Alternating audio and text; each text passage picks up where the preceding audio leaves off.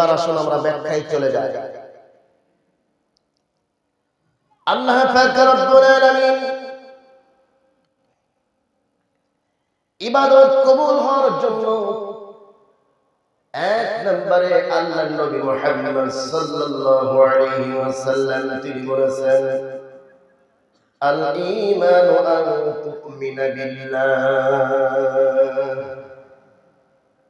এক নম্বর হচ্ছে ঈমান আনার পর পবিত্র কোরআনের কোন বিষয়কে কোন ব্যক্তি যদি সন্দেহ করে, আমি কালেমা পড়েছি, আমি মুসলিম দাবি করি, আদমশুমারিতে আমার মুসলিম নাম আছে, এরকম আমি মুসলিম দাবি করার পরে পবিত্র কোরআনের সূরা ফাতিহা থেকে নাস পর্যন্ত 114টি সূরা,